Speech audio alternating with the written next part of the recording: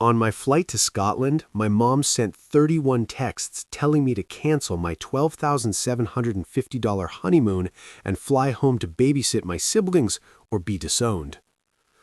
I, 29 male, am writing this from a hotel room in Edinburgh, staring at a view that cost me 3 years of savings and nearly my sanity.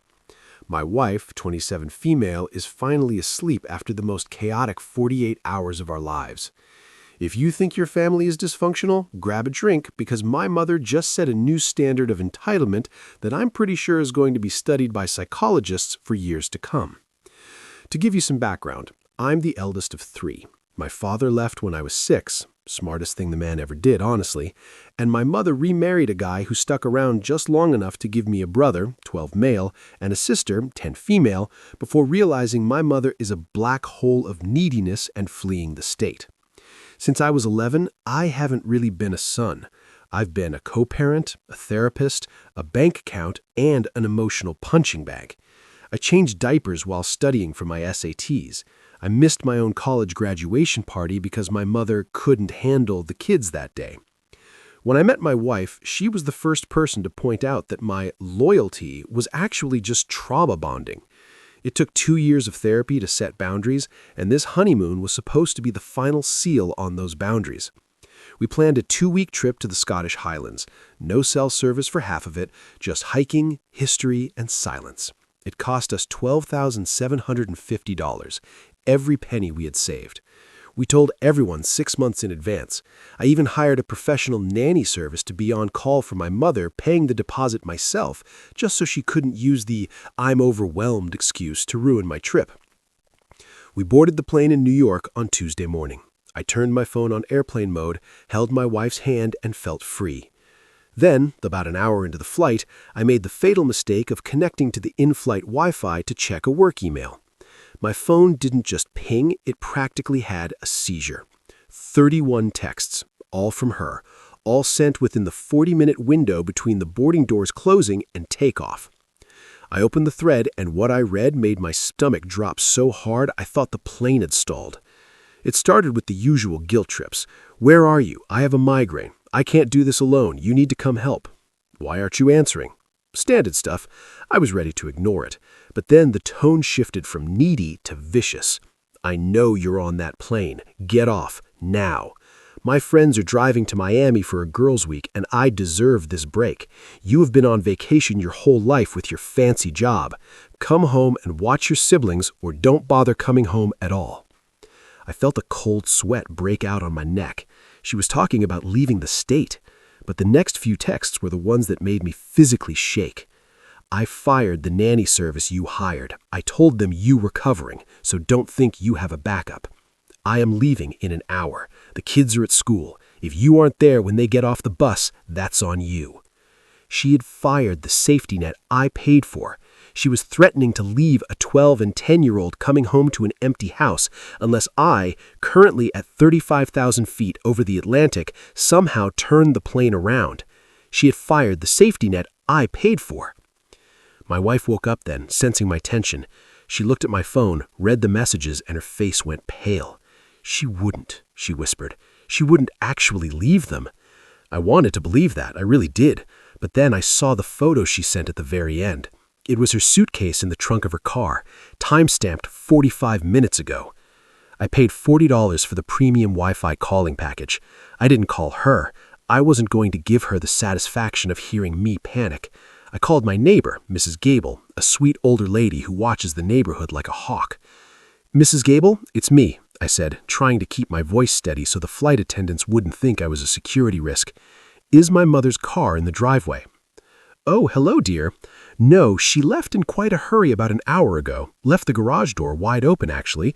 Is everything all right?" "Are the kids there?" "No, I saw them get on the bus this morning. The house looks dark." My heart stopped. She had actually done it. She had driven off to Miami knowing full well I was in the air, betting everything on the fact that I would be too terrified of my siblings being abandoned to continue my trip. She expected me to land in Scotland and immediately buy a ticket back, forfeiting my honeymoon and submitting to her control yet again. It was the ultimate power move, a game of chicken played with the welfare of 2 children. I hung up with Mrs. Gable and sat there for a moment, staring at the seat back in front of me. For years, I had mitigated her damage. I had smoothed things over. I had saved her from herself. But this wasn't something you smooth over. This was child endangerment. "What are we going to do?" my wife asked, gripping my hand. I looked at her. I looked at the fear in her eyes, the disappointment of another life event being hijacked by my mother's narcissism. And something inside me just snapped. Not a loud snap, but a quiet, permanent fracture. "No," I said, "we're not going back. She wants to play a game? Fine, we're going to play by her rules, but she's not going to like the outcome." I opened my laptop. I had about 4 hours before we landed. I was going to use every minute of it. First, I checked my bank accounts. If she was this desperate, I needed to make sure my finances were secure. I logged into my primary checking. Failed login attempt. Incorrect password. She had tried to get in. Good thing I changed my security questions last year. Then I checked my secondary credit card, the one I kept in a desk drawer at my house for emergencies, a house she had a key to because she needed to water my plants last week. My blood didn't run cold, it boiled. Pending transaction, $4,200, Miami South Beach Resort. She hadn't just abandoned the kids, she had stolen my credit card to pay for the vacation she was abandoning them for. She was demanding I cancel my $12,000 honeymoon to Babysit, while she spent $4,000 of my money to party in Miami. The level of entitlement was pure, so unadulterated it was almost impressive. I looked at my wife. She stole the emergency card. She's staying at a resort in Miami on my dime. My wife's eyes went pale. That's a felony. "Yes," I said, opening my email. "Yes, it is." I started typing. Step 1, the nanny agency. I logged into the portal and found the cancellation note. "Services not required. Son is covering." I screenshotted it. Step 2, my father. We're not close, but he's a shark of a divorce lawyer. He's been trying to get out of paying alimony for years, claiming she's fit to work, but he never had the smoking gun. I attached the screenshots of her texts admitting she was leaving the kids, the photo of her luggage, and the cancellation of the nanny service. Email to Dad. She abandoned the kids to go to Miami. They will be alone at 3:15 p.m. I'm on a plane. She also stole my credit card. I'm sending police to the house. Go get full custody. This is the ammunition you wanted. Step 3, the police. I called the non-emergency line of my hometown. "I need to report a case of child abandonment and credit card fraud," told the dispatcher. "My mother has left the state, leaving a 12 and 10-year-old to return to an empty house. I am currently over the Atlantic Ocean. I have written proof she intended to leave them unsupervised."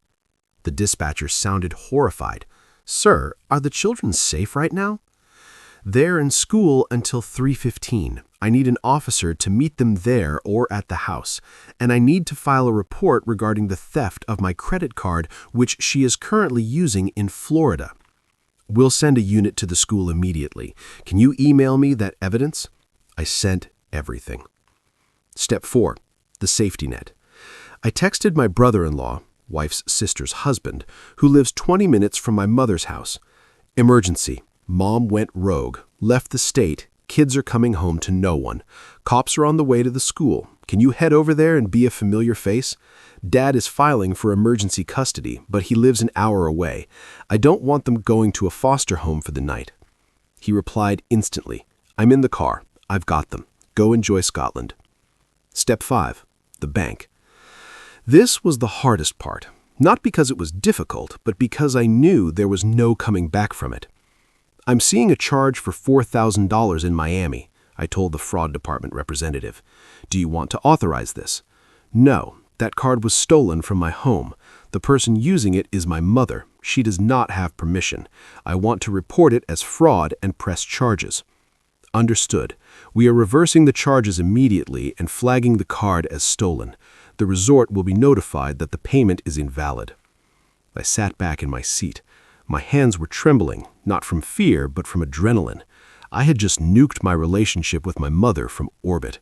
I had sent police to her house, canceled her vacation, and handed my father the keys to destroy her in court. And I didn't feel guilty. I felt relieved. We landed in Edinburgh a few hours later. As soon as my phone connected to the local network, it blew up again. But this time, it wasn't texts from her. It was voicemails from the Miami South Beach resort. Mr. My last name. This is the front desk. The card on file has been declined and flagged as stolen. We have a guest here, a Miss, my mother's name, who is causing a significant disturbance in our lobby. She claims this is a mistake. We need a valid form of payment immediately or we will be involving the authorities. I didn't call them back. I checked my texts. My brother-in-law had sent a photo of my siblings eating pizza at his house. Kids are safe. Cops took a statement. Your dad is here now. He's furious but happy to have them. He's filing the emergency ex parte order first thing in the morning. Then I saw a text from my father. I have the kids. I saw the texts. I'm going for blood. Enjoy your honeymoon. I'll handle the rest. And finally, a string of texts from my mother. These were sent about 30 minutes after I landed, presumably right after her card declined and the hotel told her to leave. My card isn't working. Call the bank. Why did you cancel the card? I'm at the front desk. They're threatening to call the police. Pick up the phone. You ungrateful little snake. How could you do this to me? I sent one reply. Just one. I'm in Scotland. I saw the charge. I reported the card stolen and identified you as the thief to the bank and the police. The cops have the texts where you admitted to abandoning the kids. Dad has the kids and filing for full custody. You're on your own. Don't contact me again. Then I blocked her number. We spent the next 2 weeks in absolute bliss. We hiked the Old Man of Store. We toured the Talisker Distillery. We slept in a castle that was drafty and haunted and perfect. Every time I felt a twinge of worry, I remembered my siblings were with my dad, actually doing homework and eating meals that weren't microwave dinners, and the worry vanished. When we returned to the U.S. yesterday, I got the full debrief. And honestly, it's worse for her than I even imagined. Here is the breakdown of the find out phase of her screwing around. First, the Miami situation. When the card was declined and I confirmed it was fraud, the hotel called the Miami PD. Since she couldn't pay the bill and apparently made a scene screaming that her son was financially abusing her, they detained her. They ran her name and saw the flag from my local PD regarding the credit card theft and the child endangerment report. She spent 2 days in a holding cell in Miami before her sister, my aunt, bailed her out. But the kicker? My aunt is furious too. She had to drive down to get her because my mother is on a no-fly list with the airline she booked because, you guessed it, she charged the flight to my stolen card too, and the chargeback hit them. Second, the custody. My dad didn't just get emergency custody, he got a temporary restraining order. The judge saw the evidence, the premeditated plan to leave 2 minors alone for a week, the firing of the nanny, the flight to another state, and granted my father full physical and legal custody pending a trial. My mother is allowed supervised visitation only, and even that is pending a mental health evaluation. My dad has also filed to terminate alimony immediately based on her criminal actions and the change in custody. Third, her living situation. She lives in a condo that I own. I bought it as an investment 5 years ago and let her live there, paying the mortgage while she paid the utilities. It was a verbal agreement, but since she stole $4,000 from me and threatened to destroy my life, I wasn't feeling charitable. My lawyer sent her a 30-day notice to quit. Since she has no lease and is a tenant at will, and considering the domestic issues and theft, the eviction is moving fast. She has to be out by the end of the month. She has nowhere to go. Her credit is shot. She has no job history, and her friends who went to Miami dropped her the second the police showed up. But the real cherry on top? The plot twist that I didn't see coming? In the initial hearing, my mother tried to argue she went to Miami for a business opportunity. It turns out this wasn't just a girls' trip. She was going to meet a man, a wealthy crypto investor she met on Facebook. She had liquidated her small IRA, about $18,000, and transferred it to him before the trip as an investment. The Miami trip was supposed to be their first meeting where he would give her the returns. The man doesn't exist. It was a classic pig-butchering romance scam. He ghosted her the second the money cleared. She stole my credit card and abandoned her 2 minor children to chase a phantom who had already robbed her blind. She didn't just lose her family, she lost her entire savings of life to a bot farm in another country. I visited my siblings at my dad's house last night. It was weird seeing them in a stable environment. My brother was playing video games and my sister was reading. They didn't look scared. They looked bored, which is exactly how kids should feel. My dad shook my hand. He didn't say much, just good call on the card. That was enough. I haven't spoken to my mother. I have a stack of letters from her lawyer pleading for me to drop the fraud charges so she can avoid jail time. I haven't opened them. The district attorney is pursuing the charges regardless of what I do because of the amount. The interstate nature of the crime, but my testimony will seal the deal, and I plan to give it. People ask me if I feel bad, if I feel like I was too harsh. I think about sitting on that plane, watching my wife sleep, and reading that text telling me to turn around or be disowned. I think about my 10-year-old sister coming home to a dark house, wondering where mom is. And I sleep like a baby. She wanted me to fix her life one last time. And in a way, I did. I fixed it by removing the enabler, me, and letting gravity take its course. If you enjoyed this story of how I chose a single malt whiskey over enabling a narcissist, hit that subscribe button.